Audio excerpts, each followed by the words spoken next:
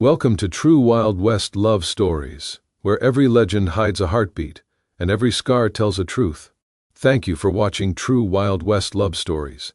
If this story touched your heart, don't forget to subscribe, like, and share, and tell us in the comments. The desert night had turned cold, as it always did in these parts, and moonlight spilled through the gaps in the wooden planks of my cabin walls like silver water. I kept still, hand moving slow beneath my pillow where I kept my revolver, fingers closing around the worn grip. Living alone on the edge of the frontier taught a man to sleep light and wake ready. But then I saw her. She sat in the chair by the window, wrapped in a blanket that looked older than the territory itself, watching me with eyes that caught the moonlight like a cat's. Her hair fell long and dark over her shoulders, and even in the dim light I could see the intricate beadwork on her doeskin dress. Apache, no question. The patterns told me that much, even if the sharp angles of her face and the way she held herself hadn't already. "I'm just staying here for one night," she said, her English clear but carrying an accent that made the words sound like a song. "I'll be gone before sunrise." My heart hammered against my ribs, but I slowly released the revolver. Something in her voice, tired and truthful, made me believe she meant no harm. Still, a white man didn't get to my age on Apache land by being careless. "You got a name?" I asked, sitting up slowly, keeping my hands visible. "Naiche," she said. "It means mischief." A small smile touched her lips, gone as quick as it came. My father had a sense of humor. "Tom," I offered. "Thomas Brennan. Doesn't mean much of anything." I paused, studying her in the darkness. "You running from something?" She looked away, toward the window where the desert stretched out endless and empty. "Isn't everyone out here running from something?" She had me there. I'd come west after the war, after watching Atlanta burn and burying friends in red clay that drank blood like water. Out here, a man could forget, or at least try to. The land was hard enough to keep your mind occupied with staying alive. "There's soldiers looking for Apache," I said carefully. "Not safe for your people right now." "My people are gone," she said, and there was something in her voice that made my chest ache. "Scattered, caught, killed. I'm alone." I should have told her to leave. Should have thought about what the cavalry would do if they found an Apache woman in my cabin. They'd been pushing through the territory for months now, rounding up tribes, forcing them onto reservations. Anyone helping Apache could hang, or worse. But instead I said, "You hungry?" She looked back at me, surprise flickering across her face. After a moment she nodded. I lit the lamp and built up the fire, moving around the small cabin while she watched. I put coffee on to boil and sliced some bread I'd baked 2 days before, added some dried meat from my stores. She watched my every movement, alert but not afraid, like a wild thing deciding whether to trust. When I handed her the plate, our fingers touched briefly. Her hand was cold. "How long you been running?" I asked, settling into the other chair with my own plate. 3 days, maybe 4. She tore into the bread like she hadn't eaten in all that time. "They came at dawn, soldiers. They burned our winter camp, took the elders and children. Some of us scattered into the mountains." "Why'd you come here? This cabin's exposed. Anyone could ride up." She finished chewing, took a sip of the coffee I'd poured, and met my eyes directly. I was being followed. "Lost them in the rocks 2 miles back, but I needed shelter. Needed to rest. Saw your light last night from the ridge. Watched you through the window." She paused. "You were reading. A book. Men who read are different than men who only know guns." I felt heat rise to my face. "Poetry," I admitted. "Whitman. Probably seems foolish." "My father taught me to read," she said softly. "He learned from a missionary who came to trade. The missionary didn't stay long, couldn't stand the desert. But he left books." Her eyes grew distant. "My father said the white man's words had power, that we needed to understand them to survive. Did it help?" She looked at me with eyes that held too much sorrow for someone who couldn't have been more than 25. "I can read the treaties they broke. I can read the newspapers that call us savages. So no, it didn't help." We sat in silence then, the fire crackling between us. Outside, a coyote called to the moon, and the wind picked up, rattling the shutters. I should have been afraid, should have been calculating how to get her out before daylight, but instead, I found myself studying the way the firelight played across her face, the proud line of her jaw, the sadness that seemed to live behind her eyes. "You can stay," I heard myself say. "One night, like you said. But come morning, you'll need to move on. It's not safe here for either of us." She nodded, pulling the blanket tighter around her shoulders. "Thank you." We didn't speak much after that. She seemed too tired for words, and I was too busy fighting with myself over the foolishness of what I'd agreed to. Eventually, I offered her the bed, but she refused, curling up instead on the floor near the fire with her blanket.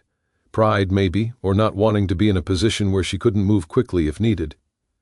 I lay back down on my bed, but sleep wouldn't come. I stared at the ceiling, listening to her breathe, thinking about the strange turn my night had taken.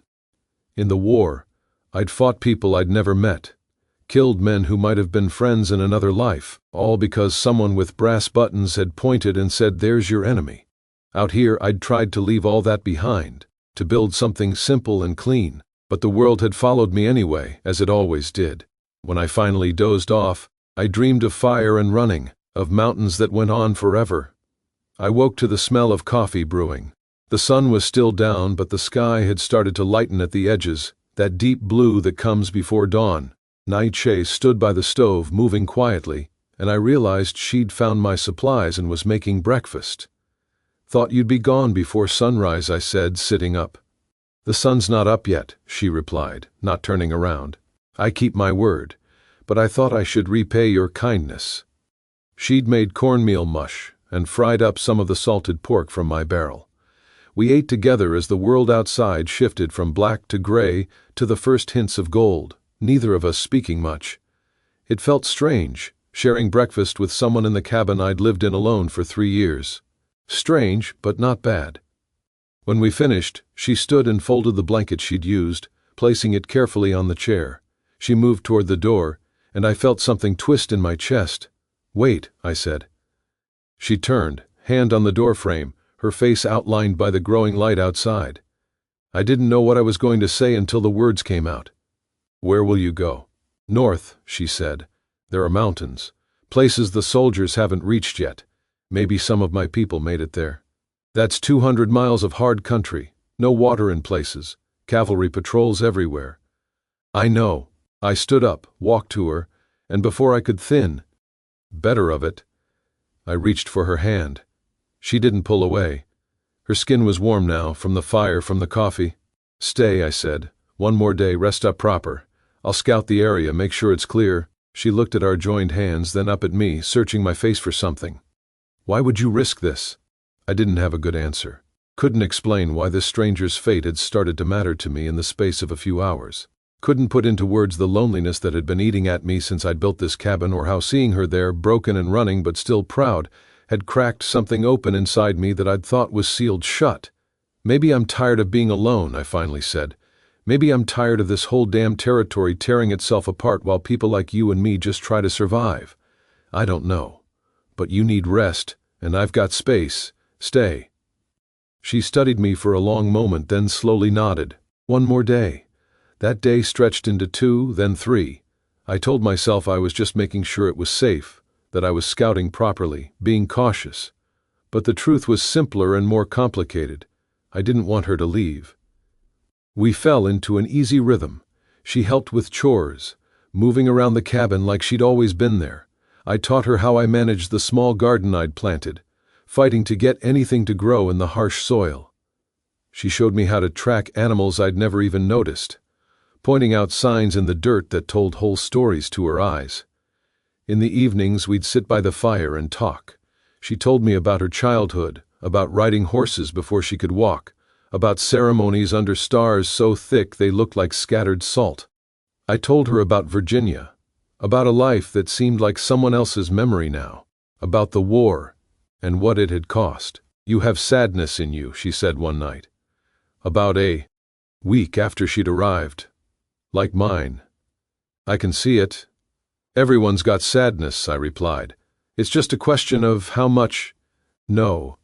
She shook her head. "Some people have small sadnesses, little wounds that heal.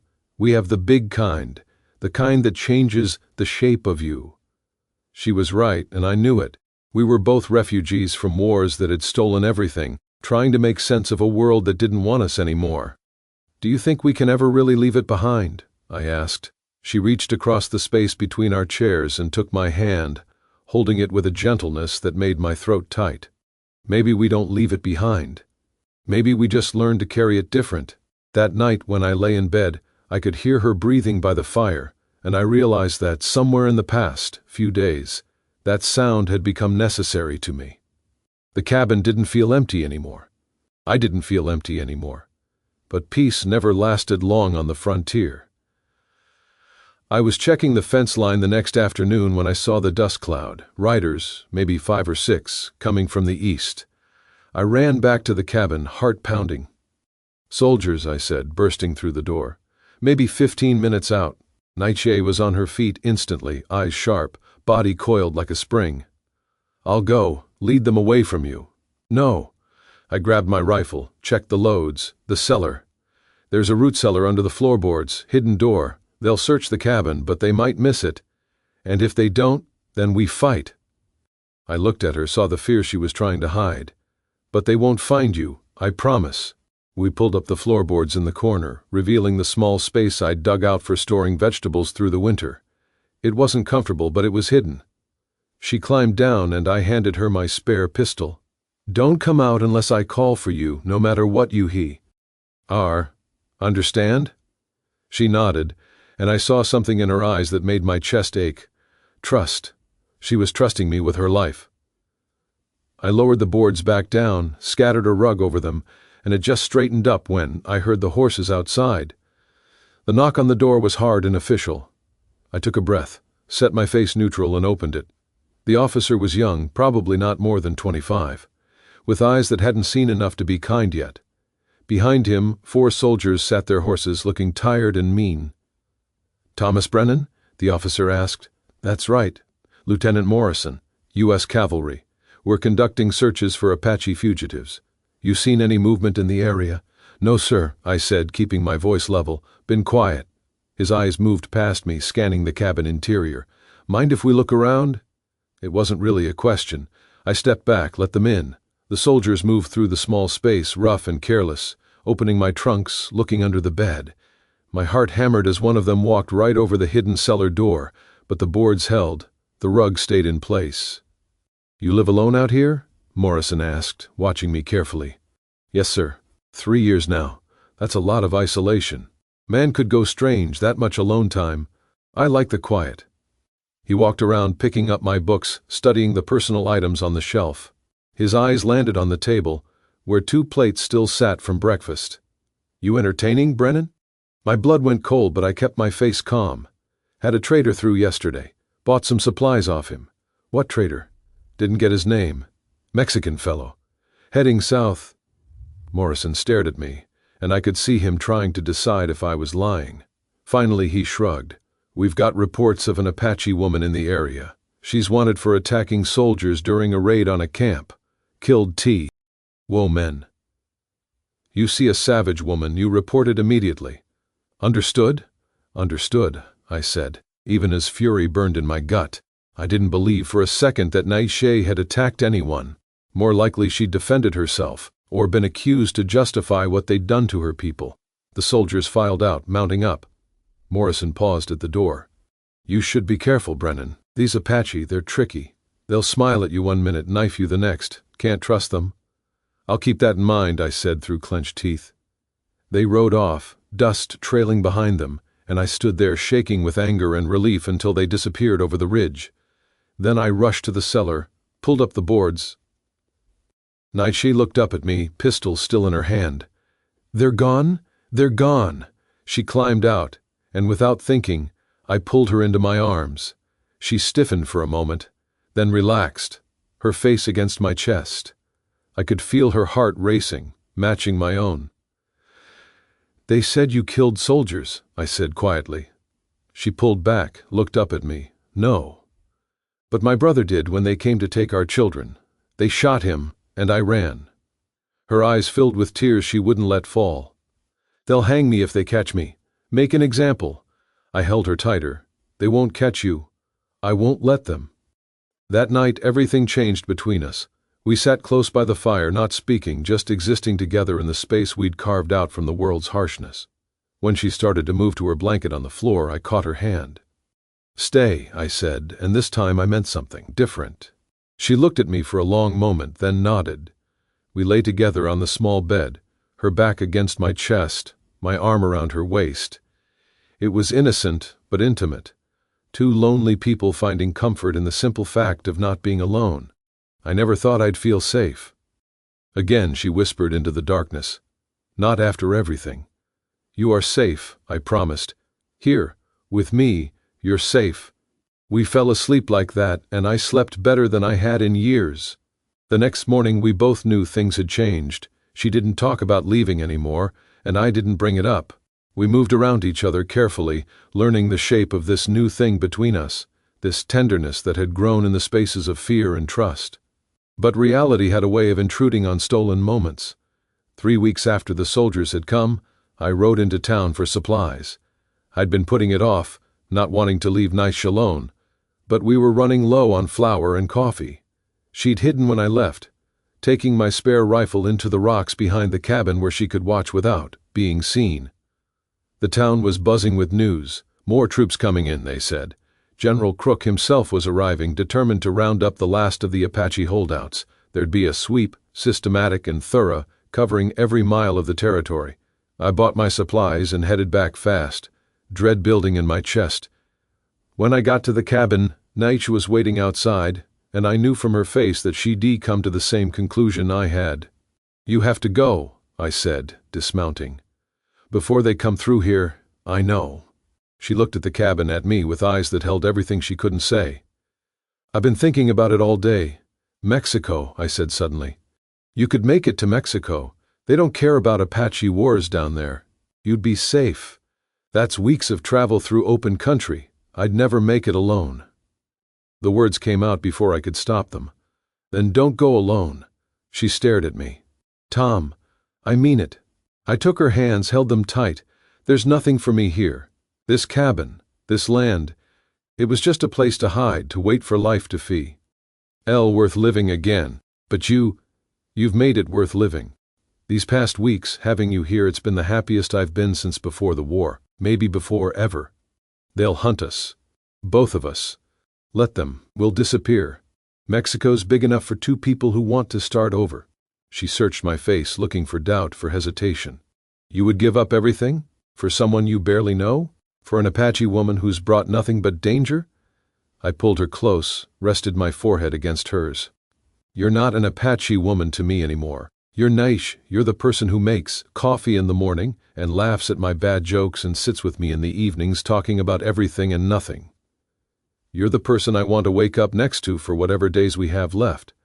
I pulled back, looked into her eyes, and 3 weeks isn't barely knowing someone.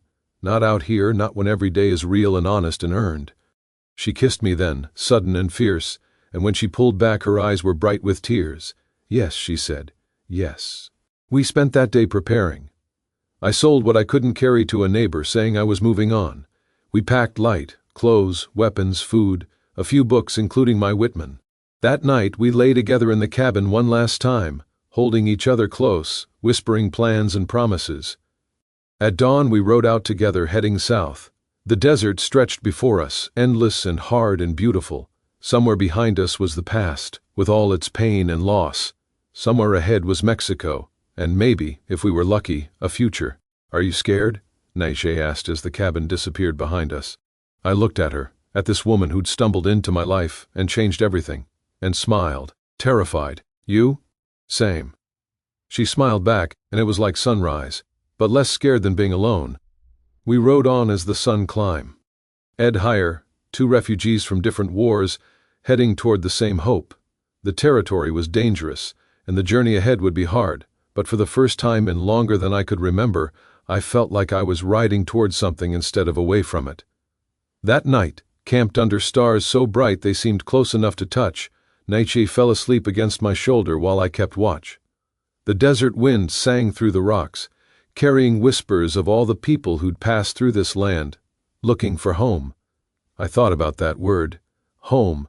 For years, I'd thought it was a place, something you could build with wood and nails, But holding Naiche while she slept, feeling her breath steady against my chest, I finally understood. Home wasn't a place, it was a person. It was this feeling of not being alone in the darkness. Somewhere in the distance, a coyote sang its lonely song. But I wasn't lonely anymore. Neither of us were. We had each other, and for two people who'd lost everything, that was more than we'd ever expected to find again. The journey south would be long and dangerous, but we'd face it together, and that made all the difference.